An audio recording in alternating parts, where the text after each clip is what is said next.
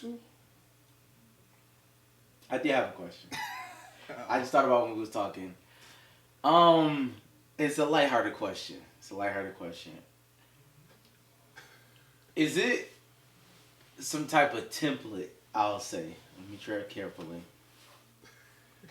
If a man is sick, you're sick, right? What is the role of your wife, woman? What is she supposed to do in order to help you get back to your healthy state? Like, if you are sick and noticeably, you're not yourself, is it okay for them to quote unquote leave for leisure? Are they supposed to be there and kind of help you and, I mean, not even, you don't necessarily got to cook, but provide some type of meal. Like, whatever you need to kind of help you get back to that place. You know what I'm saying? Like, what is your idea of a good woman in helping you while you're sick? I'll just throw it out there. Oh, my. I mean, I would like for them to help you. Obviously, to be, to help you through whatever you got to do. But, I mean, I don't know. This is tough. I think they should help you as much as they can. Now, leisure, what do leisure mean? Like, do it... Like brunch with their girls. For example. I'm just saying, for example. It's all real specific. No.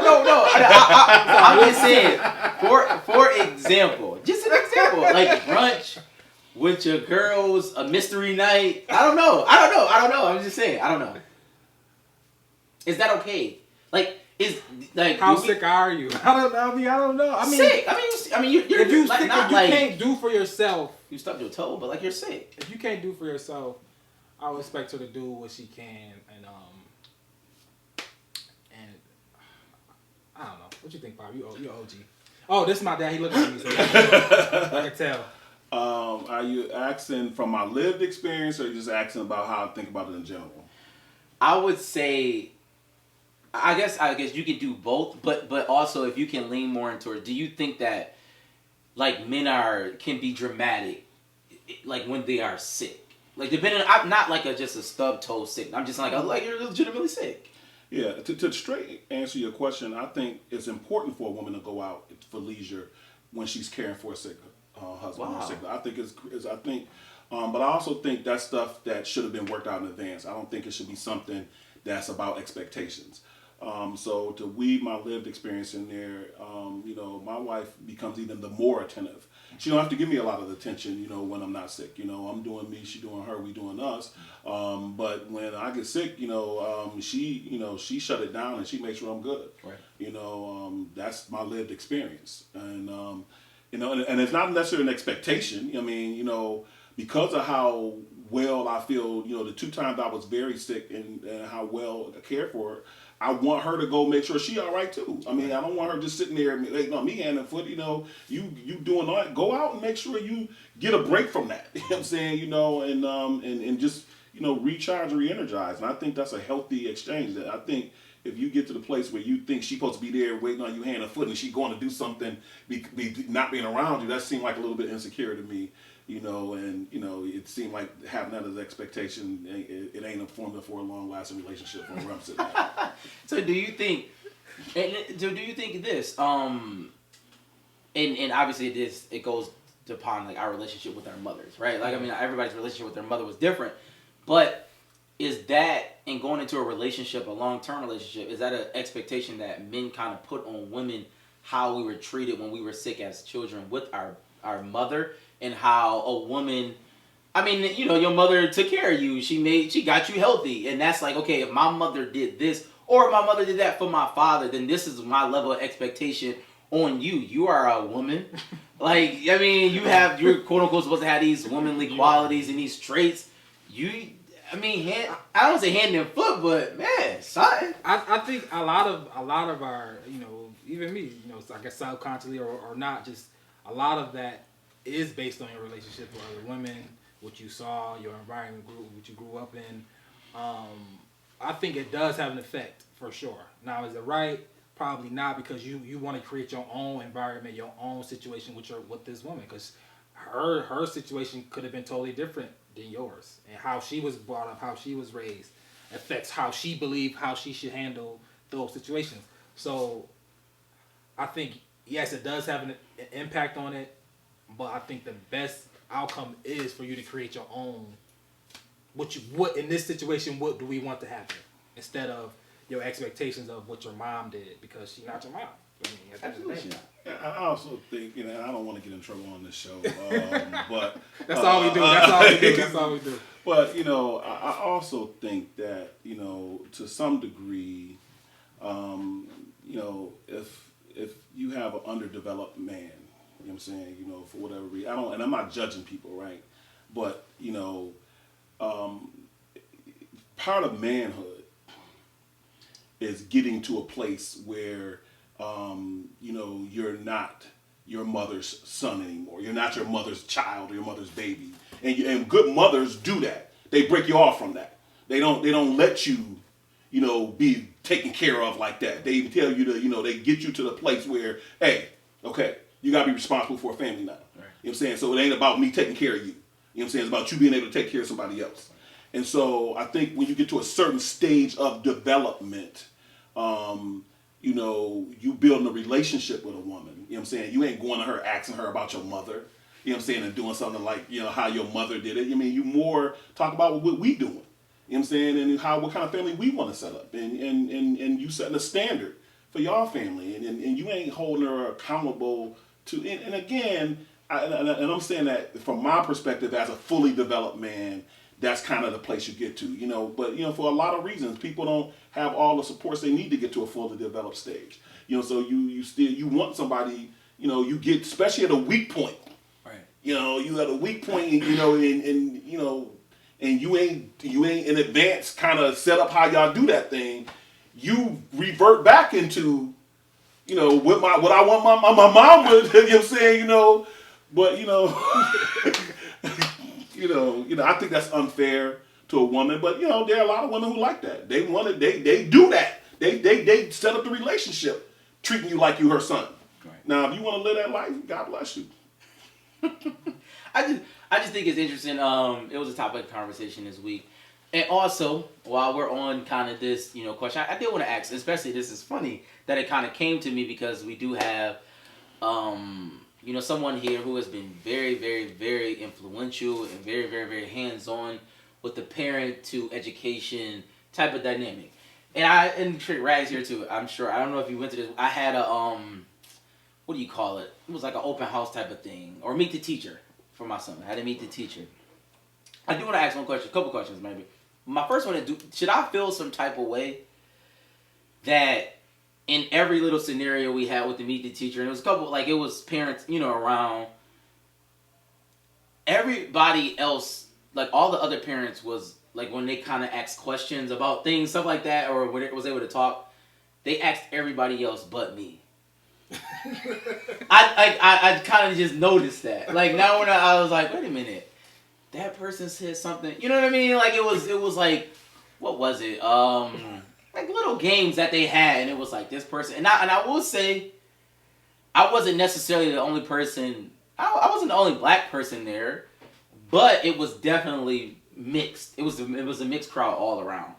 And when I thought about it, I'm like, man, she like but I never was at. Were the other black males that were asked? I was the only black male there.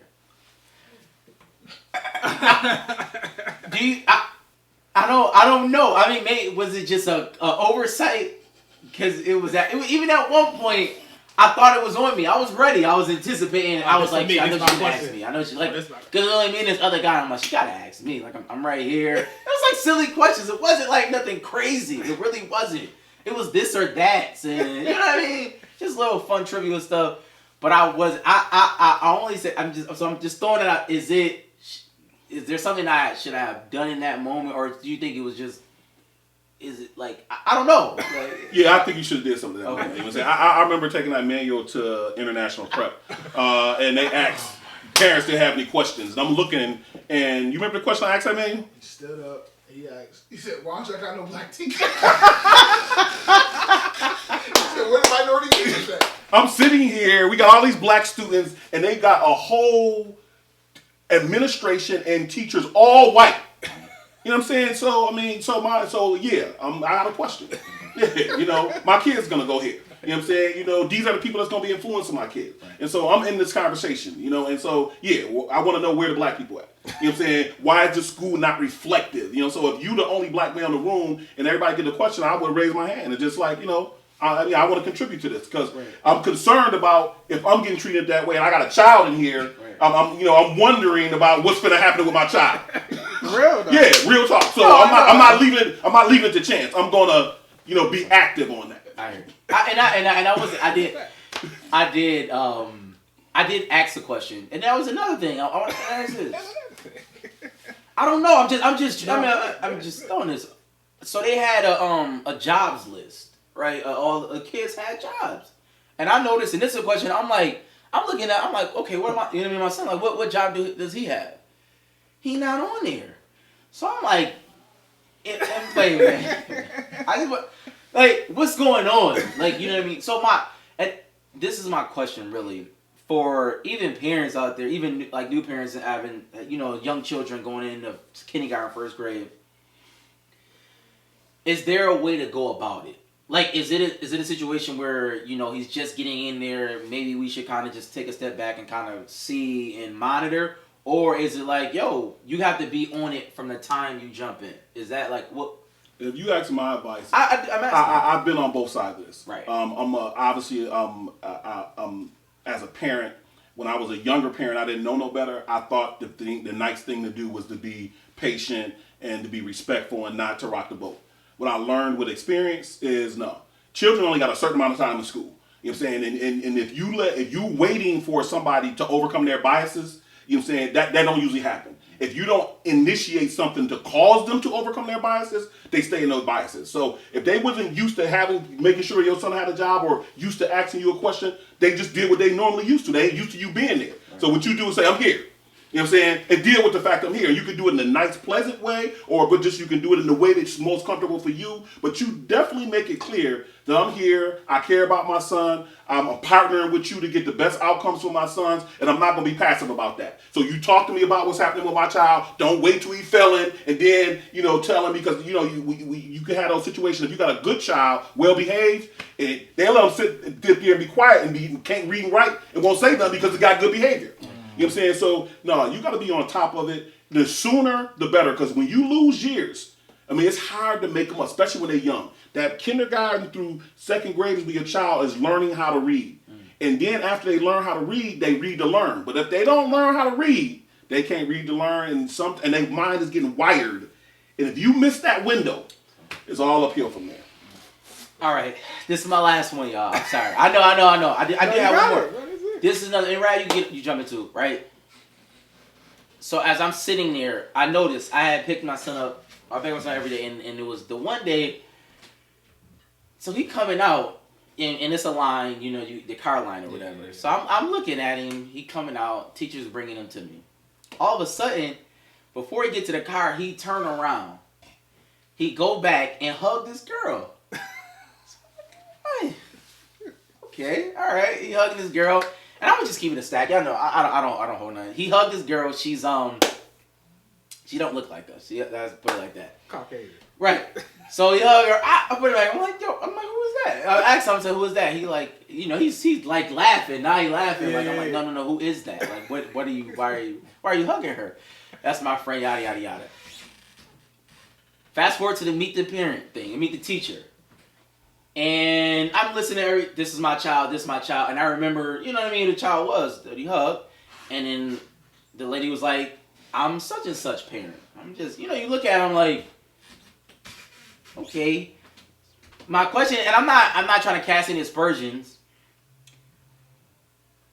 Do you, like when you're at these events, and I don't like judging people, but is it ever okay to see how a parent is on a peripheral maybe and kind of deduce like I don't necessarily want my child around their child? Is that a bad thing? No, I'm being honest. No, I'm serious. Because we do that like in just generally like if like I remember like growing up like in a neighborhood if my mother knew a certain house wasn't right, she would say, "Don't stay away from that kid." I got an answer. I want to wait for Buddha Yeah, to answer because I definitely got an answer. I'm asking you. And granted, if forever that the lady is listening, I'm not saying that you're a bad parent or anything like that. I'm not. If you listen, I'm just saying. I'm just looking. I'm like, I think you control. You got to control your environments your child is in, and I think I think we had a similar talk about this in a previous pod, where it's like if you feel like you need to. I mean, I don't know if you remember 8th grade. I was in Mr. G class. Mm-hmm. The worst Mr. Terrible. G. He was, I'm not gonna say bad teacher, but he was just terrible teacher. He was just Mr. Julian was terrible teacher. He was just there. So I was in his homeroom class, and literally everybody in the class was failing.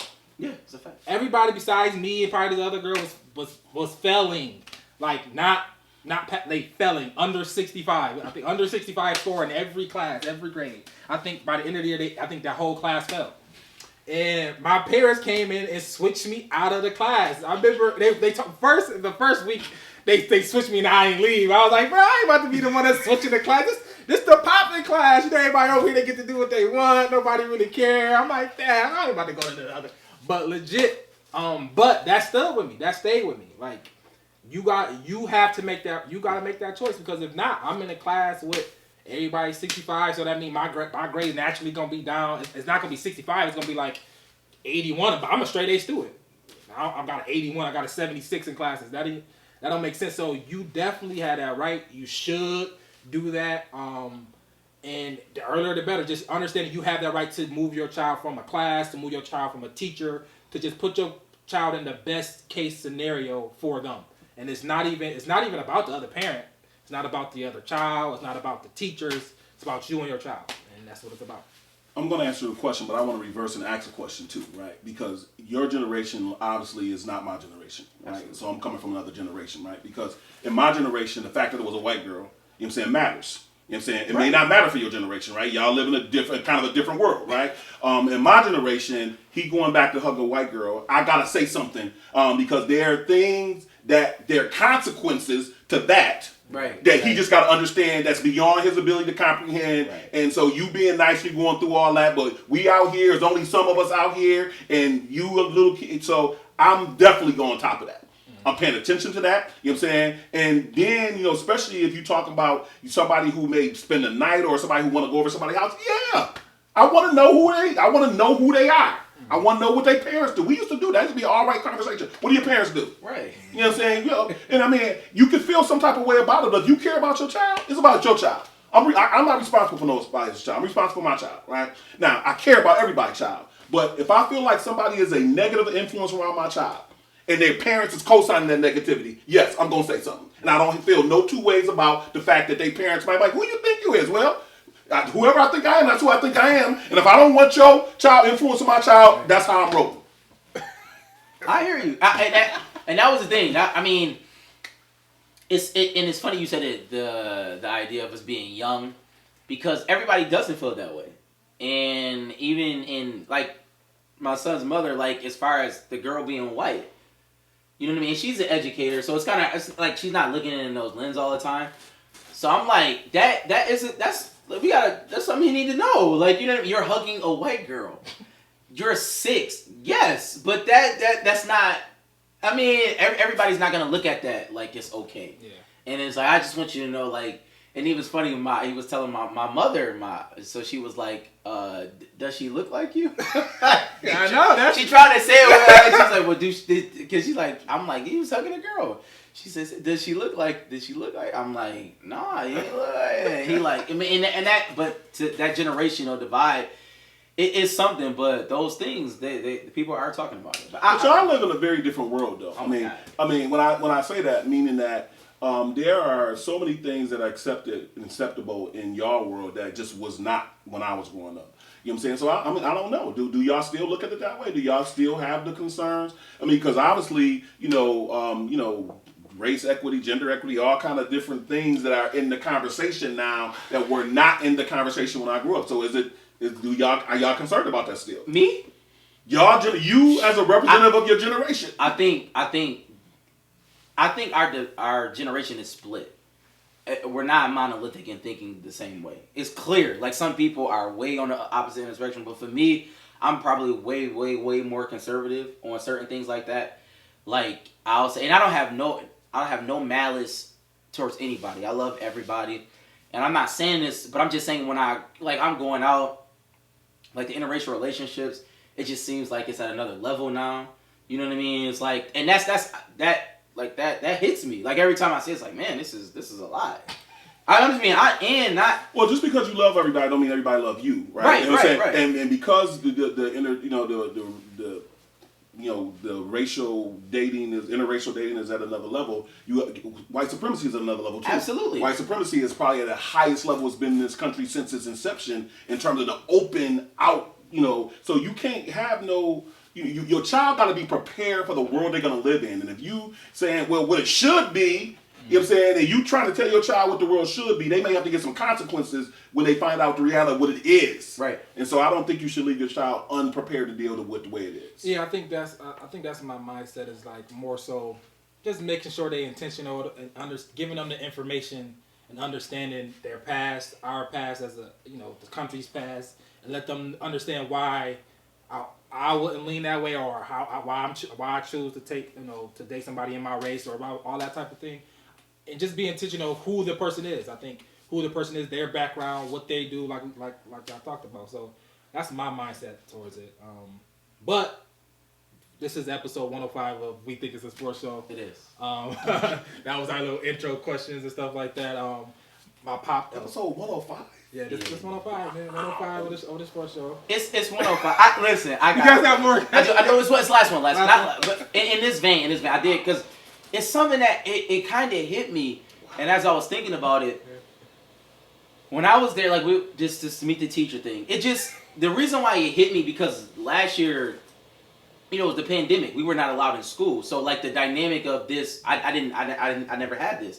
He was in Head Start, but it's different feel. It's like babysitting almost. But so like I'm here and I'm just like thinking of my childhood, and so on and so forth. And the lady and the teacher asked a question. She was like, it was like a this or that question.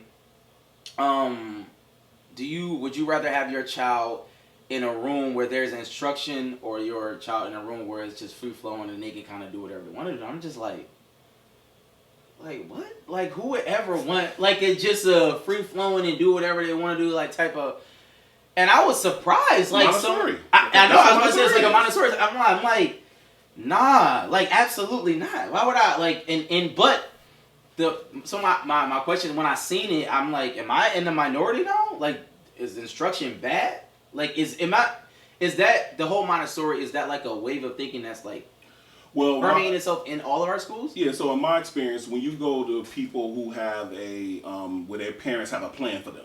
They come from a language-rich environment. They got a plan for their child to get through elementary school, high school, college, and they've got a plan. They don't need they don't need a lot of instruction. Right. They need to make sure their child got some recess. You know what I'm saying? They got some, get out to get some air. They get some good food, healthy food. They get some teaching because they're going to co-teach. They ain't looking for you to do all the teaching. Right. A lot of times in our community, parents expect, we have a large percent of our community don't read, write, and do math on grade level. You know what I'm saying? So the expectation is the school is going to take care of that. So you're looking for more instruction. I think the right answer is you need a balance of both.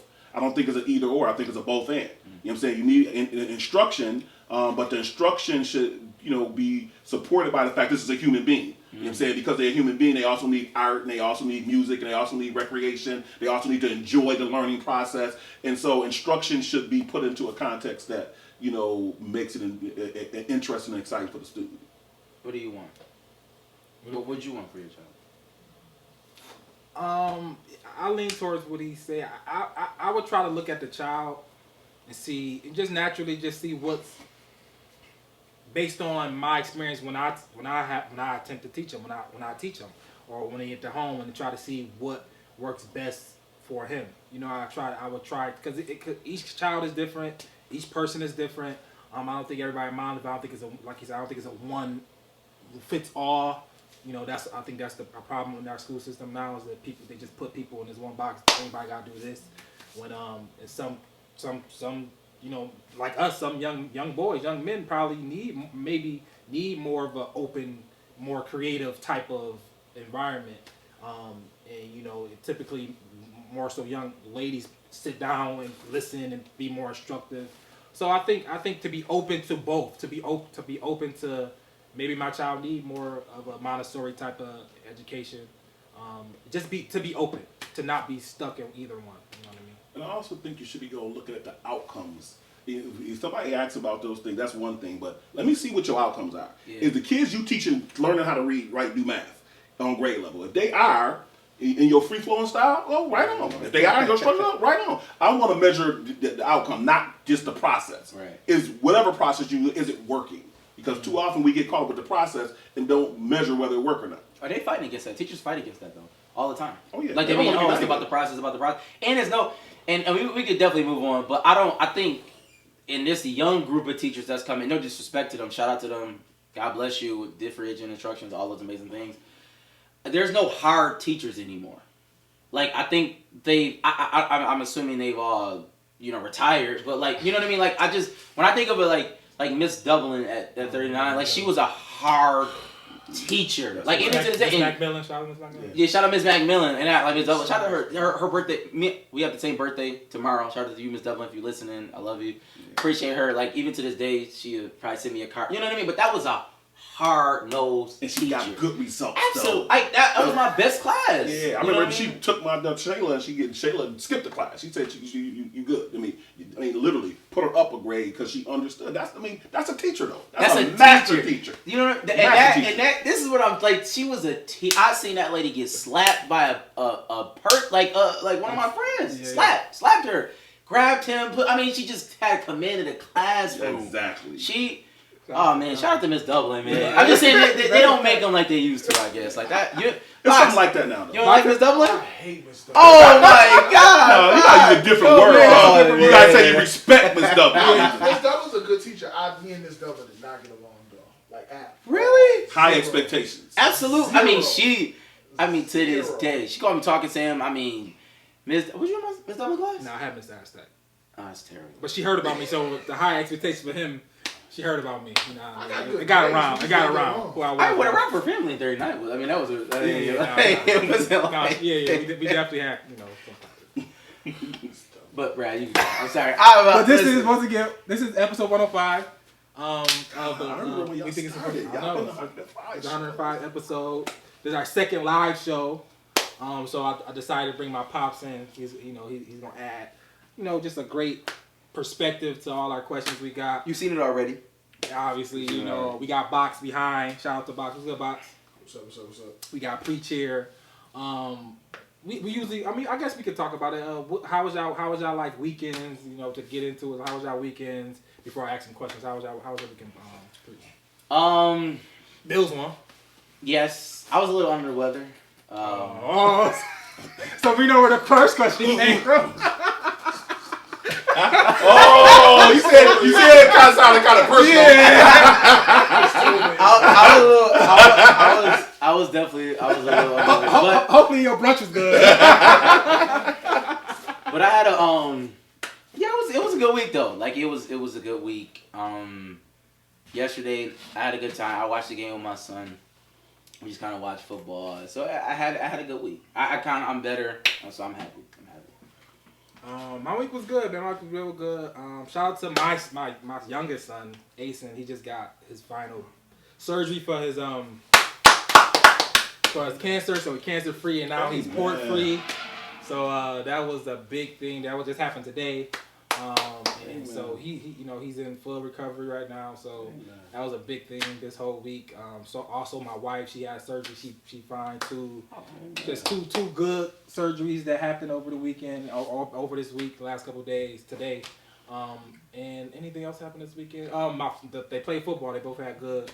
They both did good. They both had really good football games. My youngest won. And my oldest, Aiden, they didn't lose. They tied. It was 0-0. But he had a great game. He had like 10 tackles, man. He really loved football. They both really love football, so they really had a good weekend. A good weekend, man. How was your weekend there? Yeah, great. It was my anniversary during the week, so we celebrated on the weekend, had a good time. We had Person of the Year event. Doug Ruffin got honored with Person of the Year. That was on Saturday, and The one you got that. The one you got. Man of the yeah, I Year? got that many year, but the Man of the Year. But we give that award out now. Okay. And so we gave the award for Man of the Year out. We had the ceremony on Saturday. You know what I'm saying? So it was great. Doug Ruffin was really deserving. And then I just really enjoyed. Spent time with my wife on Sunday. We just went out and had a nice dinner and just spoiled each other. And That's funny. I seen this was a minute ago. This was the funniest thing. I don't know why I was watching public access. Or maybe I was just this was when you was flipping. Wow, that's still on TV? No, this was a long time ago. Oh, this is when your father got Man of the Year. Oh yeah. Remember when I was like, I couldn't believe it. I was like, yo, Red, it's on TV. Where is he? I'm literally looking at this. Couldn't hold it down. I'm Red? like, what's off for your baby? I couldn't hold it down. I'm like, yo, they go to Man of the Year song right there. I was like, yo, y'all would not believe who got Man of the Year. Red, they got Man of the Year. I see Red. The whole is crazy. But it was when he said that, I was like, oh man, it was funny. Yeah. But it's funny you said that. My son, he's in baseball. It's funny. Because I never really played baseball. Me and my brothers. But the guy told me my son, he is a natural. Like, if for whatever reason, he can hit for some reason. Like, it's not, you know what I mean? Like, kids, they really can't hit. But he can actually hit the ball. Yeah. But the Saturday, I definitely wasn't feeling good with the coach. I don't know what's wrong with this coach.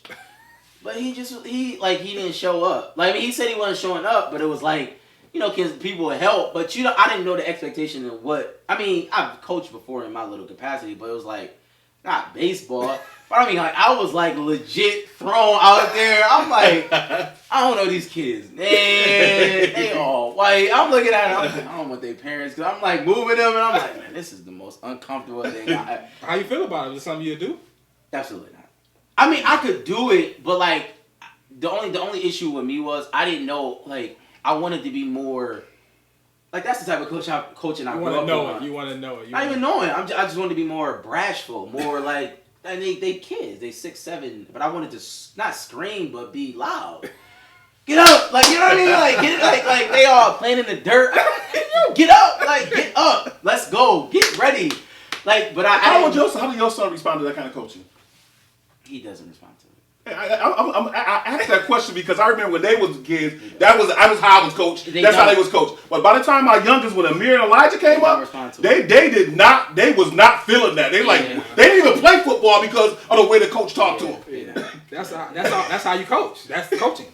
You know what I mean? That's when you don't coach like that. That's crazy. Like, generationally, it is because they don't understand it. It's like who you talking to like that? What? Like, move, like, get in your stance. You letting the ball, like, I'm screaming. I was so mad. Like, I was mad. But I'm like, let me just chill. Listen, this is what you got to do. You know what I mean? It's just a different approach. Like, they don't respond well to like what we responded well to. Like, I like, scream at me. I need fouls. Like, get in my face. I just get me up. You know what I mean? But you know what's interesting, because there's a book called Grit. Susan Duckworth. She basically said that this used to be the same way in the military. They used to be boot camp, rah, rah, that kind of thing when you go through a fraternity, kind of hazing, blah blah blah. But what they found is that process was not the most effective process. They was washing people out who had capacity. You know what I'm saying? Because they couldn't handle the hazing. Right. And when they took the hazing out of it and just cultivated people's capacity, they found out a lot more people made it through the process. That people who psychologically would break down, you would think. So I mean, obviously I thought it was better to man up. You know what I'm saying? No, right. But the research says that when you treat people like human beings, that you get better outcomes. Go figure. That's crazy though. I know. But it's a stretch though. It is. I think even like parenting, even in that way, like, you know what I mean. Like, kids, they don't necessarily like I don't want to use whippings, but you know what I mean. Just that raunchy, like, yo, you gonna do what I say. It's just. There is a different approach that you're right, and show them slowly and repetition. Right. Yeah, I get it. Like humans, like we always do. I guess it's no Box. What was your weekend before I move? How was it? Cause Box back there. How was your weekend? I had a crazy weekend. I was busy, but cool, healthy. Everything went good. But yeah, I had 3 events. Yeah, it was a crazy weekend. All right. Shout out Box. Yeah. So we just gonna. Let me tell y'all who sponsored the pod before I get this. This pod is brought to you by Luxury Design Company. They're here for all your wedding and party needs. They provide many decor options, throne, chairs, leather tables, and much more. Hit them up on Facebook at Luxury Design Co. Honeybook and place your orders. All right, so we're gonna go into culture. So I want to talk about House of Dragon. This is, I guess, for most people, this has become appointment TV. You know, 29 million. Oh, that's appointment TV. Averaging 29 million episodes. It's appointment TV. It's appointment TV. I mean, you know, it's just a huge thing. Everybody talking about it. So let's jump into it. You know, we are big Game of Thrones fans. I don't know, you know, if you've seen it, you could talk about it. Probably if not. House of Dragon. What's your thoughts? This episode what? 3, 4, 5. 5. Oh, it's episode 5. It's episode 5. I was talking to Box earlier. Box, like, I think it's just garbage. You jump into Box. Not aesthetically. Garbage. Okay. Not garbage. That's very strong. But maybe my expectation is very, very, very high, and I guess it's hard comparing shows because, like, with Game of Thrones, like, thinking back on it when it first came out, like, I wasn't feeling it. But, like, as soon as I gave it that second try, even the first season, like, it was riveting. It was great. Like, I you know what I mean? But, like, this I just think that the writing of it is they're trying to convey these emotions and ideas on us, and they didn't spend the time, like, developing the characters for me. Mm-hmm. Like, it's just, like some of it is just, like, why? Did everybody watch that last episode? Mm-hmm. I don't want any spoil. And if you haven't, I'm sorry, it's a spoil, so you might want to fast forward. But for me, it's like the dude that was dealing with Rhaenyra, her guard. Yeah, her guard. It's like nobody just loses their mind and just beats somebody like that. Like, that's not even. I'm just saying, like, what steps led? I mean, okay, you need to marry me now. We're gonna run off to like the free world because we like. I think what I'm saying is they're inferring that we have this, like, back information. Like, they had this long affair? How long was this affair? Because all we saw on screen was just this one incident that they had. Yeah, but don't forget, he had a vow of chastity. I mean, true. I mean, he don't do that, and he's in now. He can't go back to that. He can't give up his virginity again. You know what I'm saying? I understand, but my only thing is like, I guess that's the issue with us seeing Game of Thrones, because like nobody cares about the rules. Like, we just saw we literally just saw 8 seasons of rules not mattering and people breaking rules and bending rules and doing whatever they want to do. But now all of a sudden, this Vala Chaz, like, that's why I disagree. I think he told the queen. I think that's why. He volunteered information. He thought she knew already. I know, but like, you can't wait until she tells you. Yo, no, it's the queen. She about to I understand that, but you told. So you volunteered that information to the queen, but cuz right here, no, but you know he wilding. If I can go into his mind, if I can go into that character's mind, I think it was the perfect way. I think that was the best way to write that character, and here's why.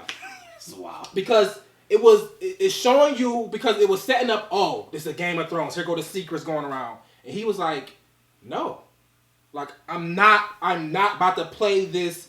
Somebody else is controlling my life with a secret, with all these things. And it's like, and he came to him talking about like, yeah, because that's Game of Thrones. Game of Thrones was like, everybody know they secrets, little secrets here and there, so we just gonna hold it against you. And this guy, so we thinking, oh, he about to just hold this secret. He know he's he know he's gay, so he gonna hold that secret, blah, blah, blah. And he like, nah, I'm not, I'd rather die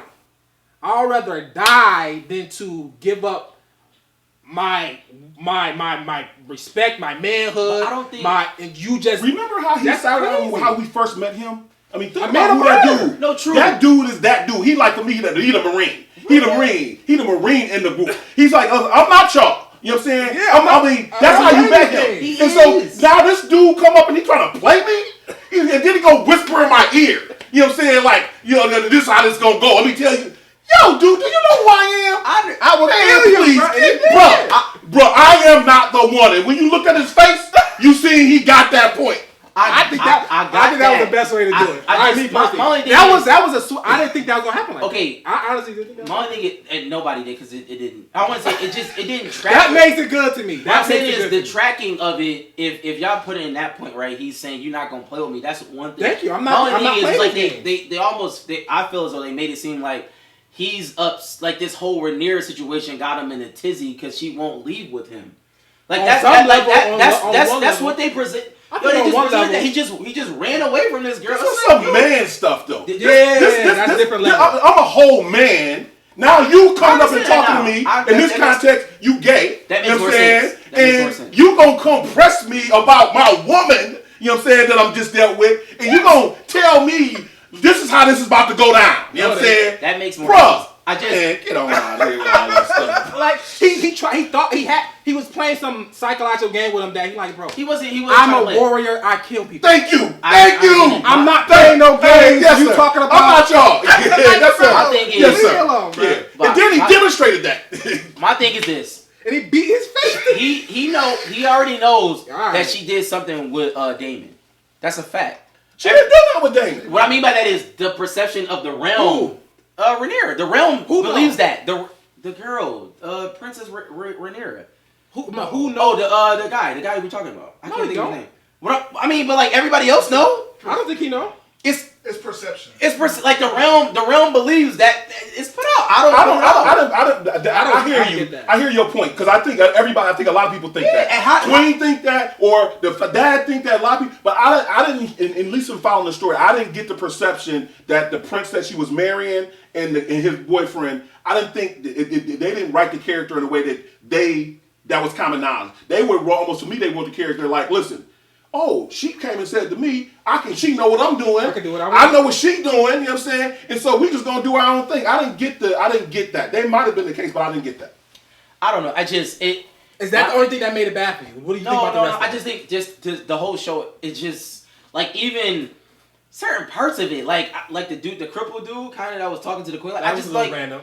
Like what are we doing? Like I don't know I barely know who he is. My only thing is like what Box was saying, like I know we're about to do this time jump, right? He's Littlefinger. Yes, I understand that, but like I think he was trying a little bit too hard to be Littlefinger. But my only thing is just like for whatever reason, this feels like certain things are forced on me that I'm not ready to like see. It's just like I don't think that we spent a long time with certain people to be like. That's all I'm saying. I agree with you. I think the other part of that is that because each show is such a jump, it's 5-6 years. Yeah. Man, so you go from like the next one. I looked at the preview. The next one, the girl who playing Rhaenyra is not gone now. They got another whole. It's a 10-year jump. There's a 10-year jump, and she got 3 And kids. the little girl that was supposed to marry the insane. king is a teenager. now, Exactly. so You know what I'm saying? she's So bigger. it's just they just trying to get us through stuff quick, and I agree with you. So you don't grow with the character. So I agree with that point. And did you see the leak? No, I didn't see no leak. Oh my god! The leak that they I don't showed. know. I've been on the internet, so. That's my point. Like once you see it, and once we see the next episode, it's like they putting a lot on the viewer. Like it's a lot on me to like they kind of I don't want to say they forced me to look at the outside knowledge, like the peripheral, to kind of like dive in like how we did Game of Thrones, like how we wanted to know this and this and this. It's like they almost like listen. You probably gonna have to listen to a podcast to probably understand like this. Or I mean, of course, you can just watch it on face value and just be like entertained by this dude just beat this dude. You know what I'm saying? In the middle of this whole party. You know what I'm saying? But it is what it is. I think I actually, for me, I enjoyed this episode though. I enjoyed the episode. Did you understand it? Yeah, I understood the episode because I think Rhaenyra's decision, even Rhaenyra's decision of rejecting her love, quote unquote, saying I'm the crown. Love. Yeah, but it's yes. She in those times you have sex with somebody, you give yourself to somebody. She's about to have sex with her uncle. She wanted to have sex with her uncle. Like she actually wanted, and he did not do that. No, but that's the uncle. That's normal for them, girls. No. I'm not even saying it in the sense of the incest. I'm just saying like Yeah, but that's the like, uncle. But that's the uncle. She's not looking. But she's not looking at sex as like, oh, this is love. She's looking at sex as a means to an end. Yeah, but I think the uncle set her up. Yes, that's what I'm saying. The uncle, Yeah, he brought her, and she young, first of all. She's young. She ain't had sex. So when She these don't know nothing. hormones start going, she in this environment, she's seeing all this stuff. She So want that. when they start going, she just going. She, I mean, and so he stopped her, but it was all alive in her. I mean, we all been that age. You know what I'm saying? So by the time she got home, she wasn't caring about the fact that it was that. She just needed to get this energy up off her. And the dude out there was available. On a low level, I don't mean to compare things, but you can. It's it could be a weird Adam and Eve type of vibe, right? She get exposed to all that stuff in that sex house and by the devil, quote unquote Damien, the devil brings her in there. She comes back to her Adam, which is somebody who was innocent, virgin, cloth, white clothes, and I'm not about to do this. And she like, no, do it. She convinced him to do it. Now he like, come on, let's go to paradise for you. And he like, no. And she like, no, I'm something. You know what I'm saying? So now he's already, he going through a lot as a man. What is his identity? I gave up all this for this, and you telling me you the crown. You about to, say some stuff that I gave up. I gave up my whole thing. You're saying that you don't want to give up this thing that keeping you the crown, keeping you that's bigger than us, and I just gave up that something that's bigger than us. It's I gave up interesting my because virginity. it's almost like, again, this is my generation. I don't know if it's the same for y'all generation. In social terms, that's just reversal of roles. You know what I'm saying? You take a girl's virginity, she one of the many that you had, but for her, it was like, what? You know what I'm saying? And so now here it is, she playing the role of, listen, dude, listen, I'm the queen. I'm marrying that dude. You know what I'm saying? I'm going to go do what I do. We can still do what we do on the side. Dude is thinking, that's how dudes was, generally thinking you deal with a virgin girl. And she like, oh no. And the thing is, he had a lot of sex. No, he didn't. Yes, he did. No, he didn't. See, that's what I'm saying. I missed it. Rhaenyra had when she talked to him. He even said I had like a crazy childhood. That's what he. Who? The guy who killed the man. The knight. Yes. Oh no. Go watch it again. Go watch it again. He a virgin. Go watch it again. Go watch it again. I'm telling y'all. No, seriously, just go watch it again. He gave a vow to. Yeah, that was the only time he ever did it. They had the whole. You don't remember? They had this whole. Go watch it again. I guess this is the issue. I'm talking about by the campsite when she ran away. That's the only time they talked. I'm telling y'all. I think because I'm listening to this and this is so much information, but we can move past that point. I did want to ask you this. You remember when they had the whole fight? I think I'm looking at the whole thing just differently because I'm trying to understand what's going on. Do you remember when so they were fighting, the dude beating the dude, right? Yeah. And then the one guy looks at the new hand and he gave him the king. The king looked at the new hand and said, "Get him." He said, "Go get my daughter." And I'm thinking, but my thing is who? Just watching the show, who is this dude? Right, that's true. This dude just punch. I know who he is by listening to he's supposed to be something to brew big. He gonna be the dude that they think she got the kids by. Yeah, strongest dude around, whatever. But it was just he just started punching people and moving. But who is he? He's the muscle. But nobody we don't know him. Nobody, they never gave us any backstory on him. That's what I'm saying. With Game of Thrones, the original at least they we got first some season backstory on somebody. Backstory. The first season was the backstory. And not even Game of Thrones. It was kind of and it's a different show. I get it now. Yeah, it's a different show. Because with Game of Thrones, it dealt with the common person, who the short people, little people. I don't want to say, but the little person. It dealt with the person. The child, the stepchild. You know what I'm saying? It dealt with those people on the outer realms. But now it's we're literally dealing with the cream of the crop. Yeah. It's just Targaryen blood. It's it's a high. It's a civil war. It's a civil war. Yeah, it's civil war. So I think that's my issue. I actually gotta leave Game of Thrones and just focus on this is the new show. This is about these dragons. When it's gonna be. Yeah.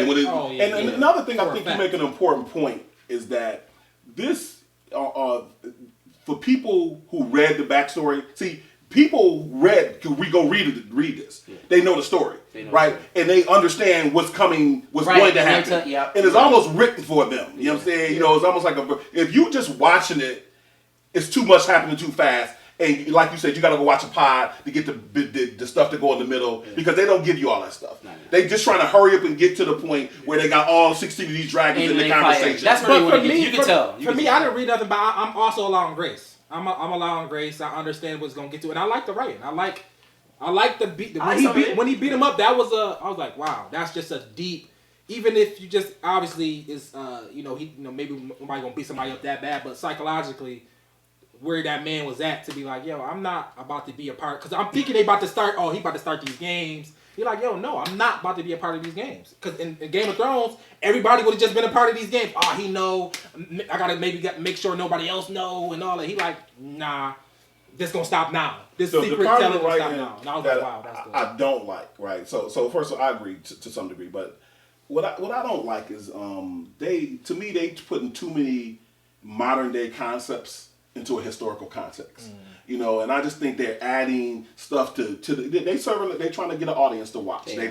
They trying to get demographics in, and they writing it that way, right? It's good, it's not bad, but you know, it's out of context now. Now it's almost like they're putting into a modern day dynamic into this historical context and letting us watch them have the real battle they having right now for real, right? You know, between different lifestyles and that kind of thing. Yeah. And it's playing out in this historical context. Which and, would have been like. It wasn't never like this. Exactly. I mean, it wasn't even close. They Exactly. would have killed him before they let him be out and just do that. They Yeah, would've killed him. when I saw that, I was like, too early. It was like, for me, it was like, But they have- but I got it. but that's I every get it. show. It's Yeah, good. it's It's every good show. show. Like, It's every there is not a show on television that will not That's serve every this show. shit.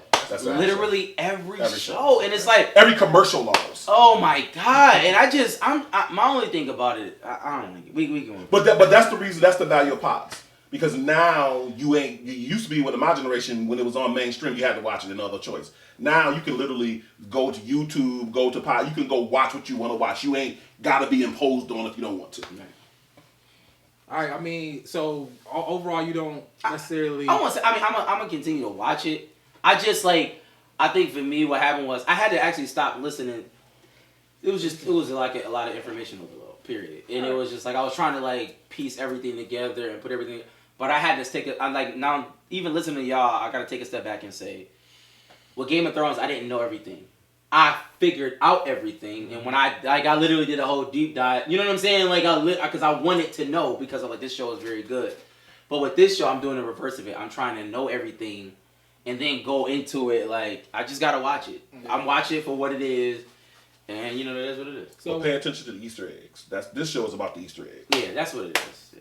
What else you watching before we move on? Yo, Industry. Are y'all not watching this? I'm not watching. I keep telling y'all, man. You keep telling us. This show, Industry. Have you seen it? It's on HBO. I see the advertise. I know, and I was HBO doing, hit. enough time. I was doing that. HBO hits. HBO hits. I kid you not. This second season is wild, man. It's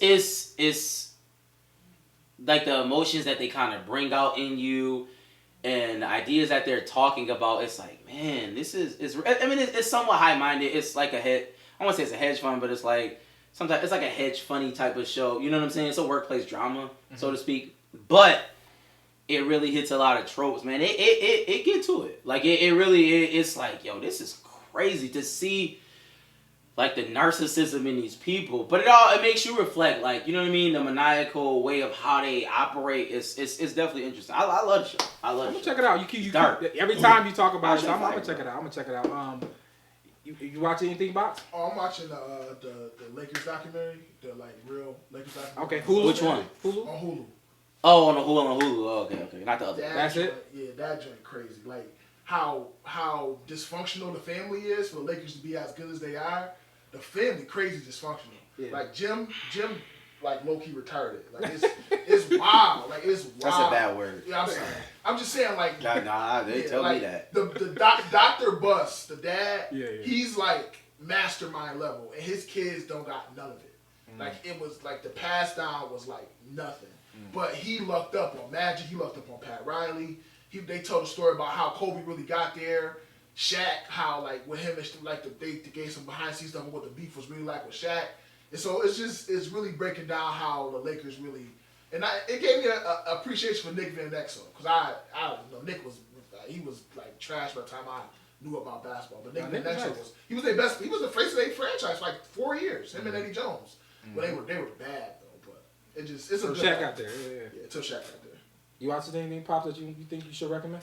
No, I have very little time to watch TV, so I watch Game of Thrones and I watch Power. Those are only two legs. And I only watch them because I can watch them when I get ready. I'm usually 2 weeks before I get time to watch them. So those are the only two things I watch. Besides live football and basketball. But you said something about Kobe. I got a deep dive. I'm probably gonna do it next week. I got a deep dive. I was listening to Drake and Jay-Z song Pound Cake.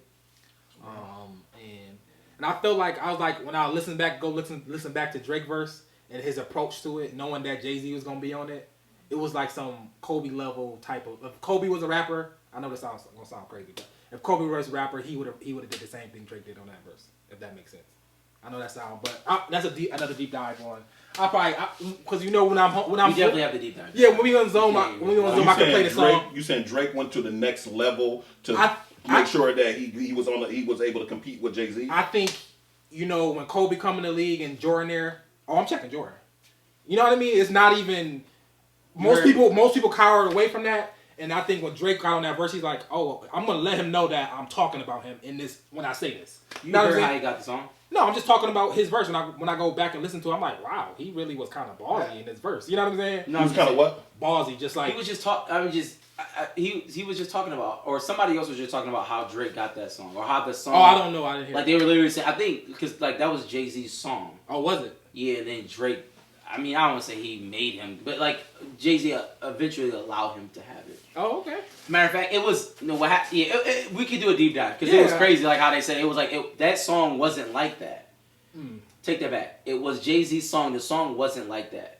Like I mean, it was the bones of it was the verse was, but Drake and 40 flipped them like they put the beats in like it was a totally different song. Yeah. And Jay-Z tried to take the song back, but they were like, "No, you can't have it." You really did that? I thought.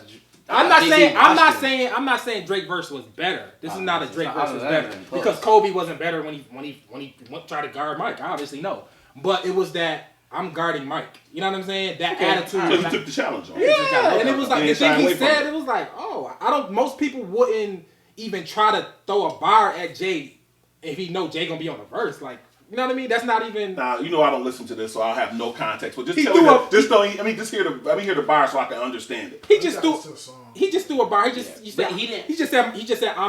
said something about I forgot. He just said he just talked about my name is Drake. Like his name, he using his real name. I'm just not no gimmick, no whatever. Just because Jay-Z, his name is Sean Carter. He just say I'm not using no gimmicks. So I'm not Jay-Z. I'm not Hov. I'm not none of that. This is my name's Drake, and you're and other things like that. He was just throwing little bars at Hov, and Hov came back with I had braces. I had Benzies before you had braces. But my thing is, from my understanding, so he forced him to respond. That's what I'm saying. Drake the verse was good enough that Jay-Z get the first thing he said put was Jay on the defensive.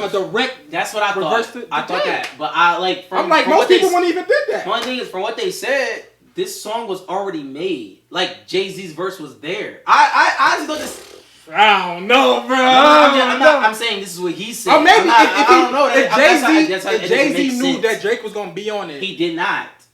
This is what I'm saying. Like I don't know. I don't know if the way I think of. We can deep dive. We got to. That's. I didn't understand that when he was explaining. I was like, that doesn't make sense. So he was referring. I'm just saying. I think the fact that Jay responded to it and it was just like, wow, the way Drake even approached it was something like. I'm not backing down to it. I'm not backing down. Now, I don't know nothing about that, but I'm just saying it's just in fundamental organizing terms. I mean, the principle that you have to follow is you have to do something. You have to have an action that forces the reaction that you want, right? So when you competing at the highest levels, you know what I'm saying, and you want the person who is your target to respond to you, you're looking for their pattern of reaction. What do they react to? And you're looking for an action to give the reaction you want. You know what I'm saying? I'm only saying that because it sounds like you're saying that he intentionally went there saying, how can I force him to have to respond to me? I think that's what he did.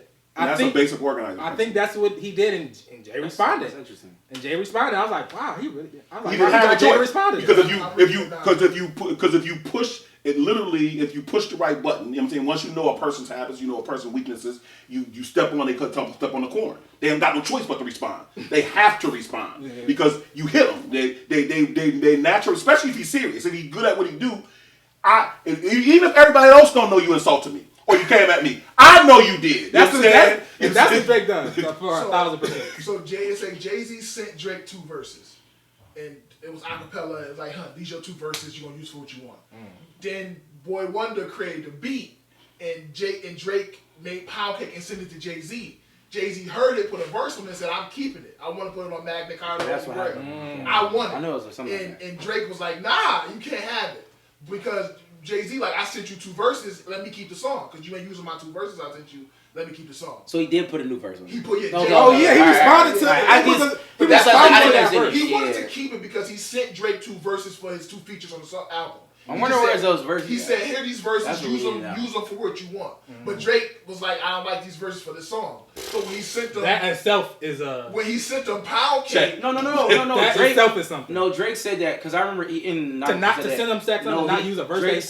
Drake said Jay was great enough. He was very, very conciliatory when he was talking about it, though. Like but anyway, we could This is the deep dive. We deep dive it now. Where we going to sports? Because you can be conciliatory when you know what you're doing. That's true. You appear to be conciliatory so that the people out there think you respect it. But the guy who you pressing, he know you pressing. Bro, if Jay-Z sends you two verses and you send him a song with neither verse on it, somebody want another one, that communicates by itself. That in itself is something. I'm not lying. That's something. All right, we going to sports though. That was but let me let you know what the sports. Our sports segment is brought to you by OverdueBillsPod.com. So you go for all your Bills gear, great content. Check them out on all their socials at OverdueBillsPod.com or at Overdue Bills. And check out their podcast every Monday on Facebook, Twitter, YouTube. Tap in OverdueBillsPod.com. Get your merch. We have a sale going, $15 tees, $30 hoodies. What you got? You got something for sports? I got stuff for sports. All right. Which one I'm gonna go first? Let's go. I got one. I'm gonna do one for NBA. Cyber Phoenix Suns owner. A year ban, $10 million fine. LeBron came out pretty much saying that the NBA acted too softly. He shouldn't even own a team. The minority owner of the Phoenix Suns also came out and said that Sarver should, pretty much step down. Did y'all hear the things? But I don't know if you got time. Can you see what the stuff he said? Some of the quotes Sarver, some of the quotes that he said. I thought he only. I know he used the N-word. Yeah. He said He used the N-word a couple times. He used the N-word 5 times. They said. So what's your thoughts on? Like, I guess your thoughts thoughts on. He used it 40 times. I guess. What? So I guess the thoughts is one. What's your thoughts on his what he got his suspension, the fine, and do y'all feel like they should essentially do what LeBron said, take his team away? I'm gonna be honest. Be honest. That's all we want you to be. I'm very, very, very careful and leery when people say when it's talk about taking something away that someone owns. I think it because then what is the line? Like, from my understanding, it's a racial thing. I don't know everything that Sarver did, so I can't really. It's a couple, yeah. Yeah, it's a lot of things, but I'm only thinking like I'm not taking the team away if he said nigga 5 times. I'm just not, like, that's insane. That mean, like, then we taking everybody's teams away. But then my question is, what is the inverse line then? Like, for a minority, like what, like if Michael Jordan, what can Michael Jordan do for them to take his team away? In this like now, in that instance, if he said cracker 5 times, would they take his team away? No, that's not. The reason why they didn't take the team away is because Adam Silver said if he would have took it to a vote with the owners, he would have lost. Absolutely, they're not. You can't. I mean, he does own this team. But there's no inverse to the question. There's no inverse. You're right. Because racism, Michael Jordan don't have the power to. Okay, you're right. And I understand that. I know. I'm about to say cracker's not the same. It's not the. It's not. So, but I'm just. It would have to be. It's not. It's a false equivalent. It's not even. But I'm saying Jordan, it would have to be like a serial like sex offender, some type. Of thing. I am a big opponent. Like, I understand. We are disproportionately punished more. We are. Minorities are. Like, that's just the facts. But at the same time, I think, like, when things happen like this with ownership, I wonder, like, if we were in those positions, but we're not. It's hard. It's hard for me. Because I'm like, man, they taking it like this. It is his. But, I mean, he could sell it and still get the money. But at the end of the day, for me, they literally did nothing. They did. I mean, yeah. when you have a billionaire and you give him a $10 million fine, that's like doing nothing. Yeah. You know what I'm saying? It had no impact on him whatsoever. A year away from the team, no impact on him whatsoever. It's the appearance of doing something without actually doing anything. Because the truth of the matter is, they can't do something. They can't do anything because he know what all the other owners do. You know what I'm saying? And if they take away his team, he gonna go and say, well, wait a minute, stop. I know what go on at the country club. I can tell you what all the other owners do, and I'm singing like a bird. I'm going to tell everybody. So they said, for the public consumption, let's give them a slap on the wrist. They say, oh, you shouldn't have did that. You know, you away for a year, blah, blah, blah. And he's like, all right, cool. They didn't do anything. Nothing happened. We're talking about it. Is what they want. They want us to talk about it. But for those people in that circle, literally nothing happened. I agree. Right, a $10 million fine is the biggest fine they can give out. So it's one of those. All right, it's the biggest fine you give out. A year away from his press box, whatever. A year away from his press box, he can watch the game. He can do whatever he wants. It's his. So I guess, what do you do? So do you believe that the team should be taken away? Huh? If you felt like what you did was that egregious, that's what you would have done. Team, yeah. That would have been an impact. That would have been a deterrent. That would have been a real consequence. You know what I'm saying? Nothing they did is a real consequence. So is anything shorter than taking his team away a real consequence? Not if you don't want people to do it again. If the objective is that this is so egregious, we don't want this behavior.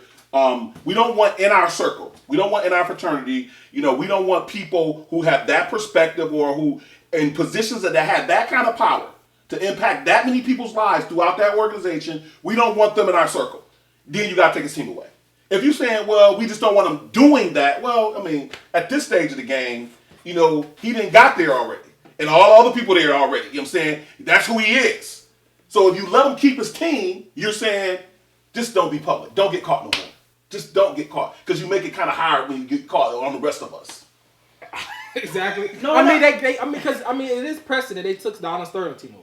Exactly. They They had a record. He was senile. He was senile.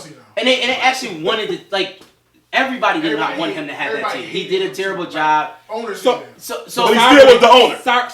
He still was the owner. He still was the owner, but obviously Silver, he had the backing of the owners because nobody really liked him. And they wasn't worried about him telling on everybody else. He Sarver? was senile. Sarver, Because he's in his right mind. He is who he is. they know he know. He know where the bodies is buried.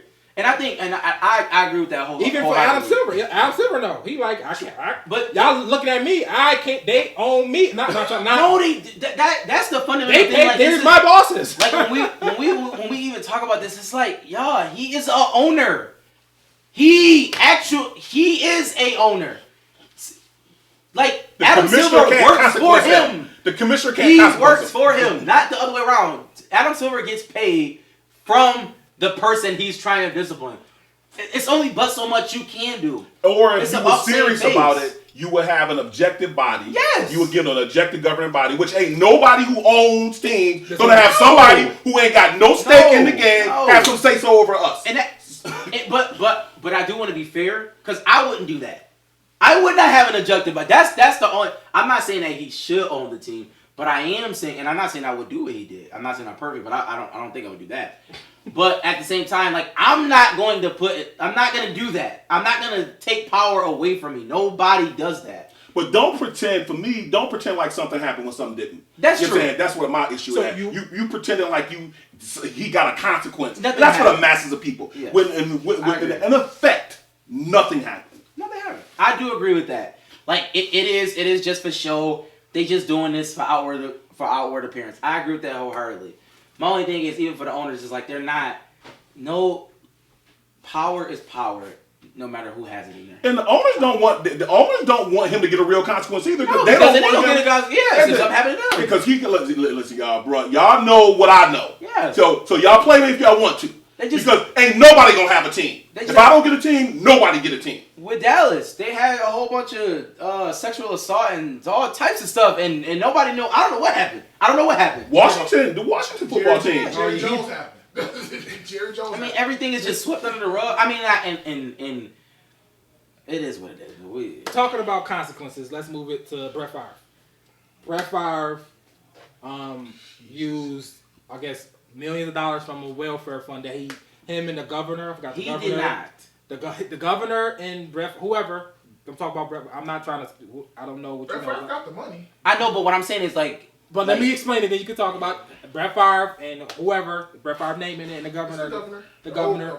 Former governor of, you know, Wisconsin. Somewhere use welfare money to build Mississippi. Yeah, gotta be Mississippi. Oh my God. Yeah, gotta be. I'm just saying, but like I know that because Brett Favre Mississippi.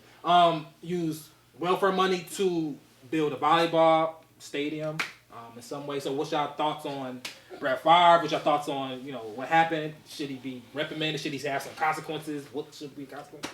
I mean, I when I seen it, I just shrugged my shoulders because this is status quo. This is not. I mean, I thought that they not been doing this. Is this not? I mean, am I missing something? Like even I mean, just the idea of college. Most of them are. I mean, it's state funding. Like if you can pay Nick Saban's getting paid by the state of Alabama. That is taxpayers' dollars. That is you're taking it out of kids' mouths, education, and all these other things, and you're giving $6 million to a coach. Dabo Sweeney is getting paid by the state. Like, I mean, this is not like, this is a fact. So, I mean, like, when Brett Favre did, I was like, oh, okay. I mean, like, it's funny how, like they texting, and we saw the text messages, like, clearly y'all owe. Like, you know what I mean? Like, clearly everybody's owed in this situation. I thought that was funny, but, like, how it happened, I mean, like, come on, y'all. Like, we're not about to sit here and say that everybody's not doing this. Now, should he be, something happened to Brett Favre, maybe he should pay the money back. But it's the elected official as well. I mean, those are the people who Brett Favre, he is who he is. I don't know. That's just, maybe I'm looking at it in a cynical way, but this is status quo.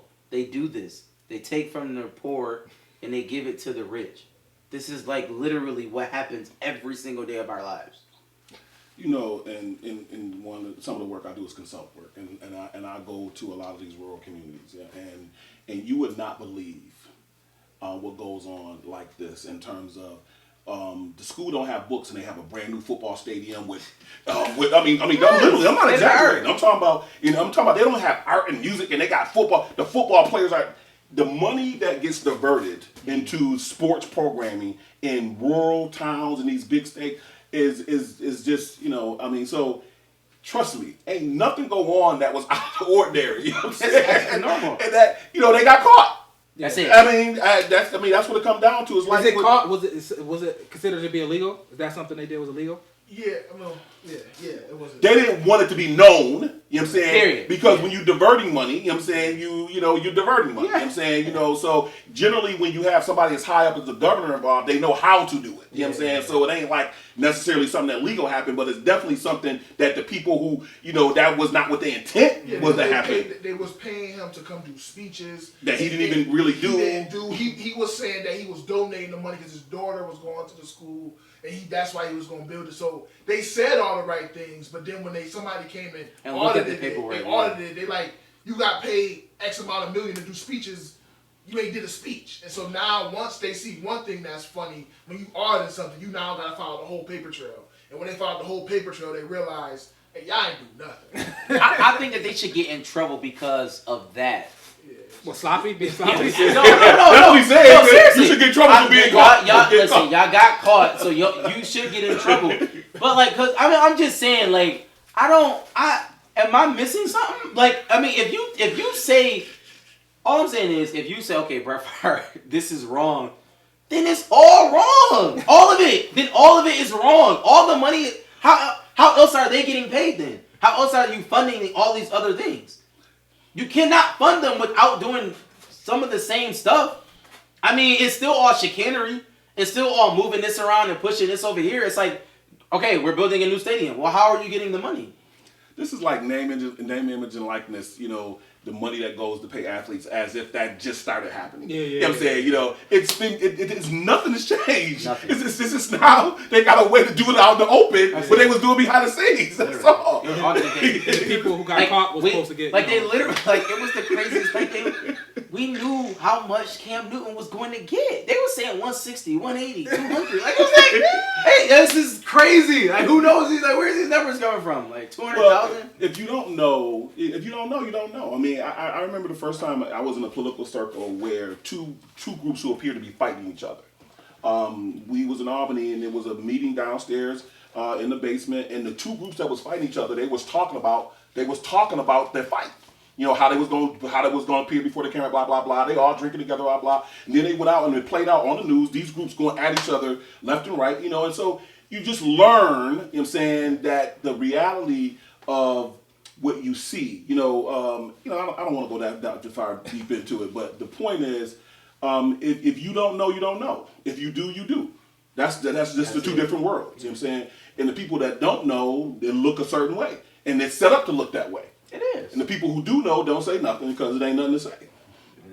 And yeah, I agree. But I guess we can move on to another quarterback, and this is the last one because I think this is a good conversation to just have as men.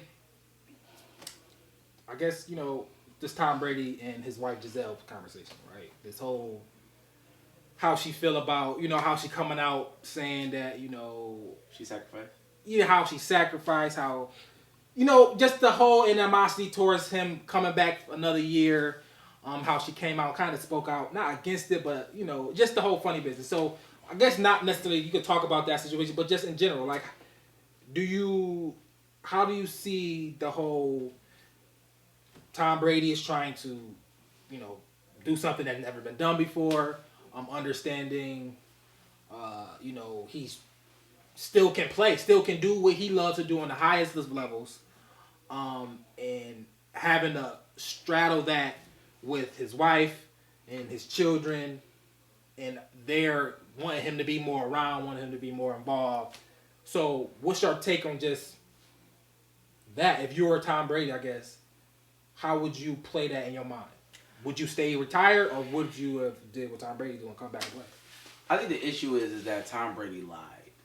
To who, her? Yes. It's evident. He told her that he was done. I mean, they had a conversation. They had a heart-to-heart. He said, baby, I'm done. I'm going to be here. I'm going to be with the kids. I'm going to do this. I'm going to do that. And then Tom Brady looked and said, I actually don't want to do that. I actually want to continue to play. I mean, it is what happened. And you call it a lie? Meaning he lied when he said, he told her that I wasn't going to do it. What was true when he said it? Well, he changed his mind. Okay, he changed his mind. Tom Brady changed his mind. I like that. Men don't lie. Tom Brady changed his mind. You heard it first. He changed his mind, and obviously she feels some type of way about it. And she has that right to feel that way, right? Mm-hmm. She has that right to feel that way. I think it's nuanced. And I mean, clearly she wants him to be there. She wants him to be more present. And he has a goal. Like, he's trying to get to this mountaintop, and with that comes great sacrifice. Not many men has, reached a height in their field to that magnitude, and their personal life has not suffered from it. You can't find one. Doesn't exist. Jesus himself. You can't find it. I'm sorry. It's just the way life is. Like, when you get to that, if you can get to where Tom Brady's at in whatever field you're in, to that height of it, your home, something is going to happen. It's an inevitable thing. It's just a tug and pull. And hey, it's just the cards you dealt. It's just, you get your reward in certain areas and certain areas suffer, man. It's just, it's just how it is. I got a thought about it, but I want to hear yours first. It was interesting to see, because it's like, if you feel like you're on your purpose and you can do something that, and it's like you're trying to prove something to yourself. It's like I know I can still do this at the highest level. I know it's like I figured out this formula, and I just want to continue to maximize it, to master it, and to just say that, to stop it, just for your family. I know that sounds crazy, just for your family, but I'm there. You know what I'm saying? It's not like he's not there. It's just I'm not there in the capacity you want me to be. But I think both cases have their right thing to do. I think I think if he still wanted to play, I think he did the right decision by still playing. I don't think I wouldn't have retired. I would have. If I felt like I still had it in me to do it, I want to do it because you only got he 45 and he's still playing. You not can't be 45 forever. You're not gonna have this. But he is the capacity. definition of when people keep saying you only have. He has had the largest of that. Yes, it's literally like 20 years. Like I'm just saying like that. Like, but that's a blip.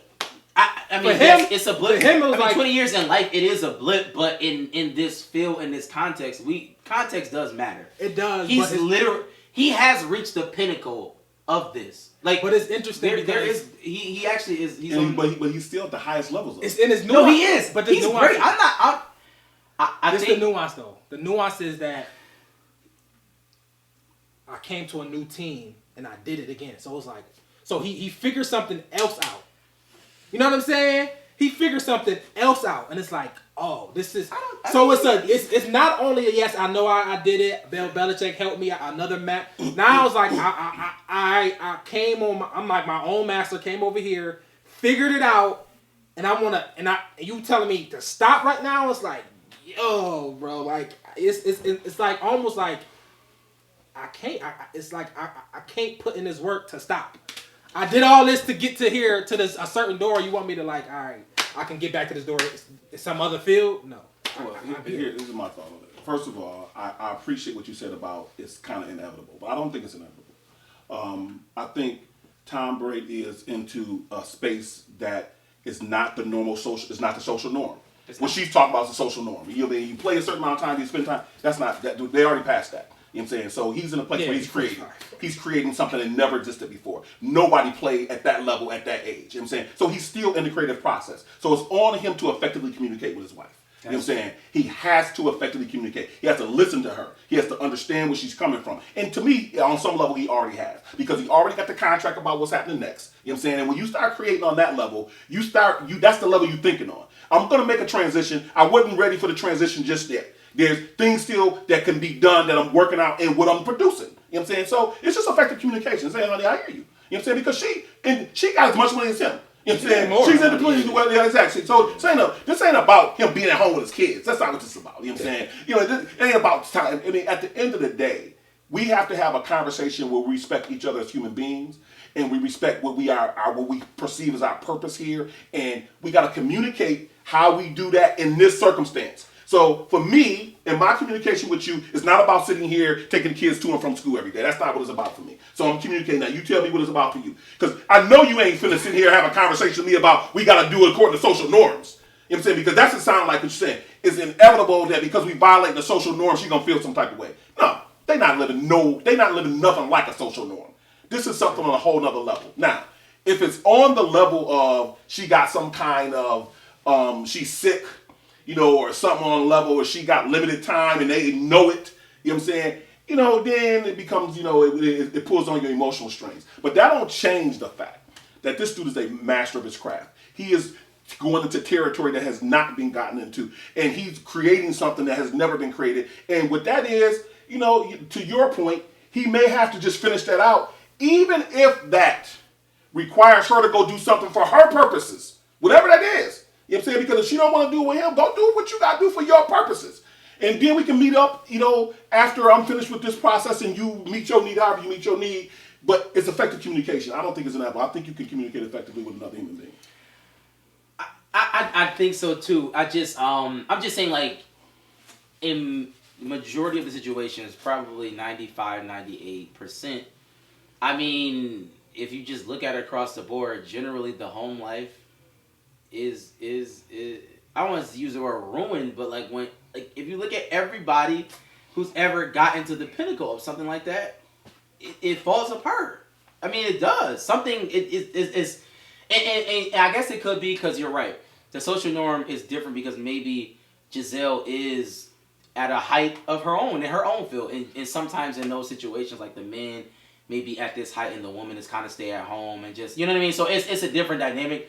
Every dynamic is different. Everybody doesn't understand. It is. It's not money. It's not money. Clearly, it's not money, and it's not time. You're absolutely right. It's not time like a regular person because clearly she has to go away if she's modeling or she was modeling, whatever. But I think now there's a lack of communication or there's something that's not going right between that for whatever reason. And even to Tom Brady's credit, he's getting like maintenance days. You know what I mean? Clearly, I'm assuming he's going home. Yeah, Wednesday's off, so he must be going home or doing something like that.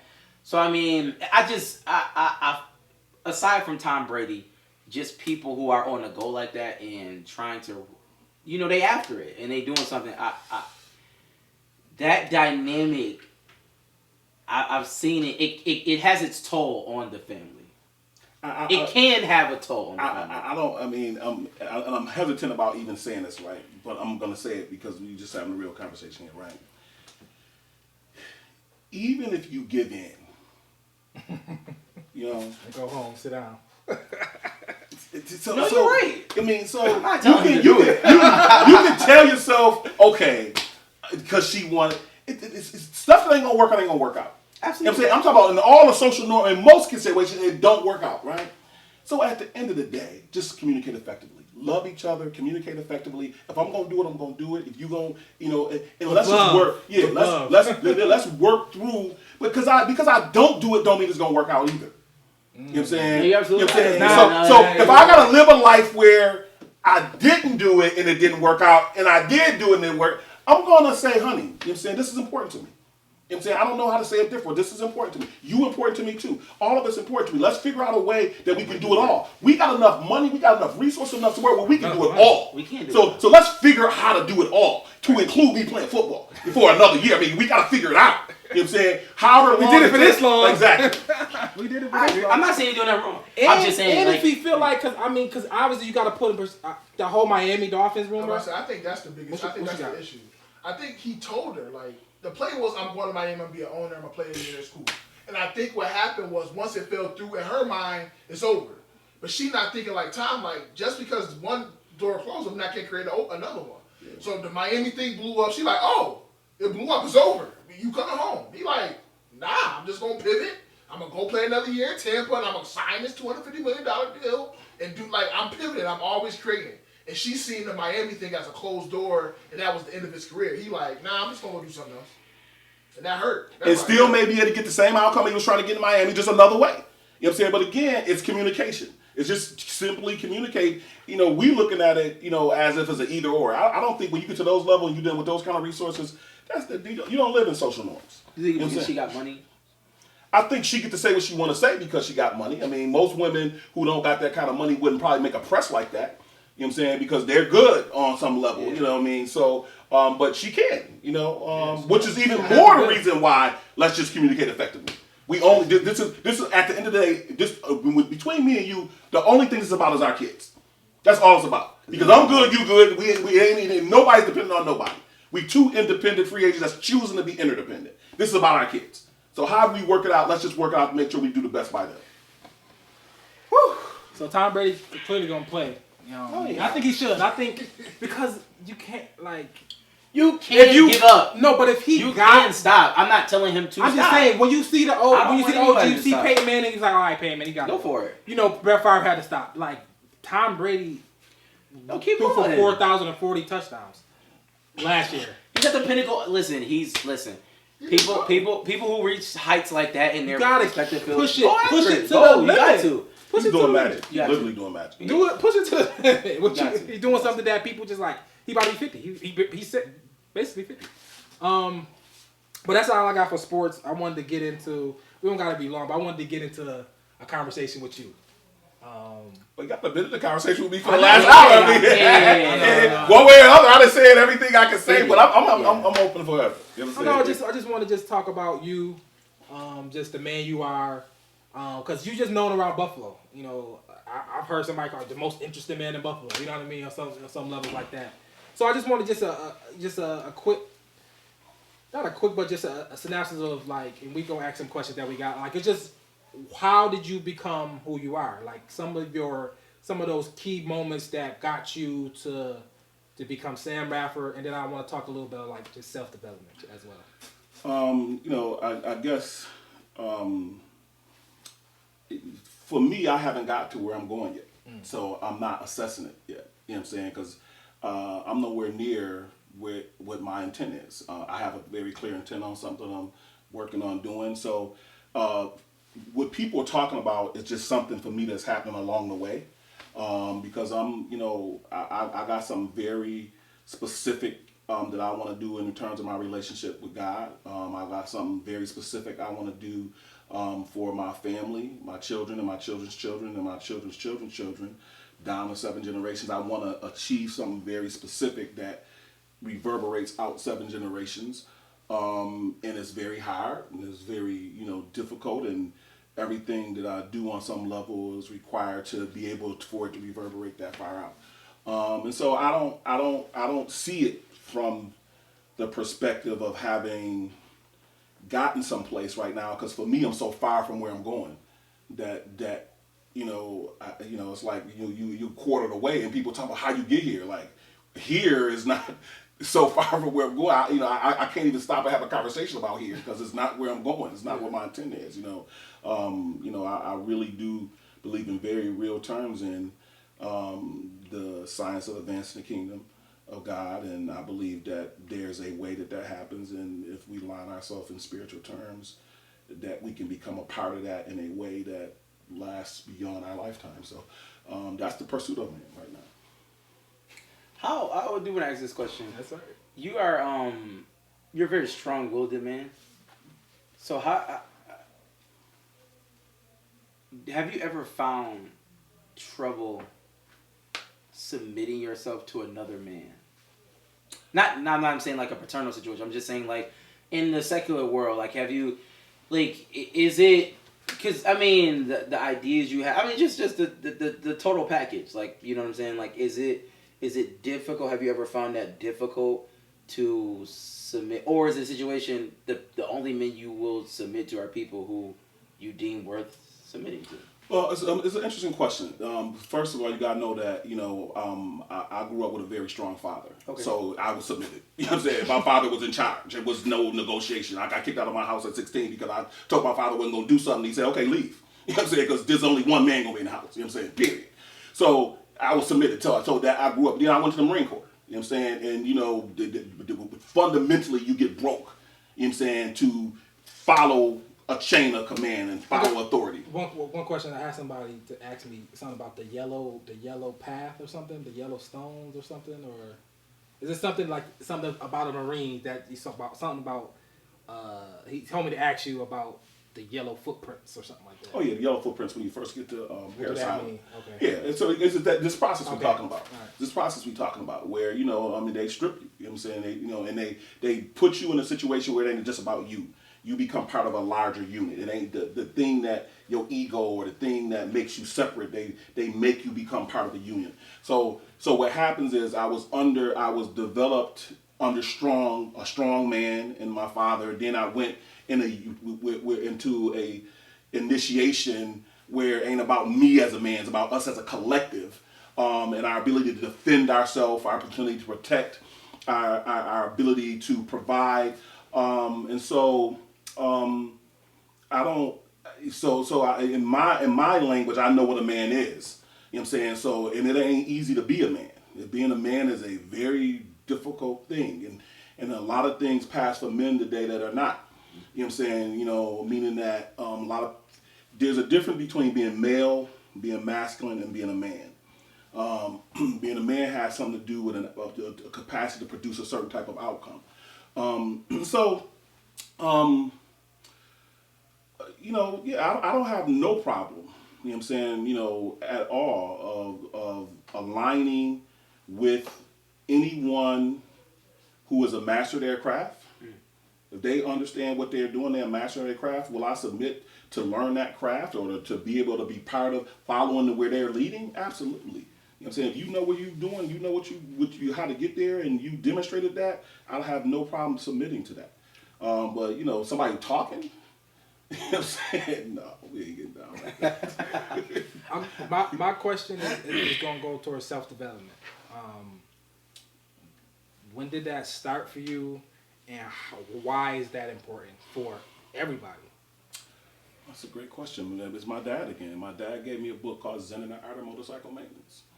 When I was a little kid, My dad was just a hard dad. You know what I mean? He just, he from a young age. I remember he bought us these SRA kits. And we had Encyclopedia Britannica. Y'all have, but we had them in the house. And my dad required us to read every day. And we had a composition book. We had to write in the composition book what we understood. He required us to read the Bible and write our understanding of what was going on. He would read it and check it and, dialogue with us. And so when he gave me the book about Zen and the Art of Motorcycle Maintenance, it talked about doing things in a quality way, what quality was. And it's a spiritual development book, is really what it come down to. And so, then I rebelled. I went through my rebellion stage, and I rebelled, but the seed had already been planted. You know what I'm saying? He had already, my dad didn't go to church, but he required us to go. You know what I'm saying? And so, all that stuff, that needed to be in me was put into me at a young age. And, I rebelled like everybody else and did what I did. But, I understand now that, he knew exactly what he was doing. You know what I'm saying? Self-development, knowing who you are, being who you are, unapologetically, you ain't gotta like my dad, but you for sure ain't gonna influence him being anything other than himself. You know what I'm saying? So I think self-development is probably the most important thing that one human being could influence another human being to do. I term that more as every one of us has an aspect that Dr. King called it a spark of divinity. A divine principle is in everybody, and it's on us to grow it. And you have to do it intentionally. It don't happen by itself. It don't happen by magic. It don't happen just by being around people. You have to be intentional. You have to make a choice, and you have to do it every day, all the time. And then at some point in that process, especially if grace is on your life, you have a direct experience with the presence of God, and then you don't got to talk to nobody about it no more. Then you know for yourself. I mean, I would. You got a question? No, honestly, for the whole day, as we said even earlier, I think certain questions I kind of asked before because I knew I wanted to engage in that way. But I mean, we could be here all night. No, seriously, I mean, we can. We actually can. I know, Box. You got a question? I'll talk to him every day. All right, so what's I guess, I mean, that was a nice closing statement. You got anything else you would like to say that fires, one thing that you want to get across to the listeners and people listening, to let people know who you are and what, Well, if there's one thing I do want to get across, I have a high appreciation when you said this is the 105th show. And I guess because I know what you was doing before this, I know kind of how y'all started doing this, and to be 105 shows in, it says a whole lot. It's for something y'all volunteering to do. It's something, it's something so special, and I guess it's more important I think it's more important for people to hear what's the backstory behind that and what's involved in that. Because I know that if this is where y'all at the 105 show, that means roots is down the ground. This thing is coming up and it's already bearing fruit. I'm looking at the merch, and I'm looking at the sponsor and all, and I'm looking at if you stay with something. You know what I'm saying? Wow, it's just so 105 shows in. It's hard to do anything 100 times. It's hard to do 100 sit-ups. You know what I'm saying? It's hard to do 100 push-ups. You know what I'm saying? Yeah. But to be at this every week and to interact and the stuff you got to do to prepare for it, I just cannot tell you how proud I am of who y'all are, what y'all doing, the example y'all providing, how special it is to me for y'all children, and so for me, this is a dream come true for me. I know y'all can't see it that way, but in terms of I told you what I'm working on, to see young men dedicate themselves to something and get better and better at it, and offer content in a world where most people are consumers,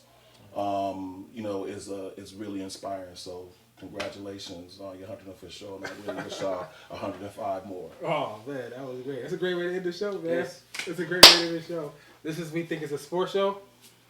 Peace.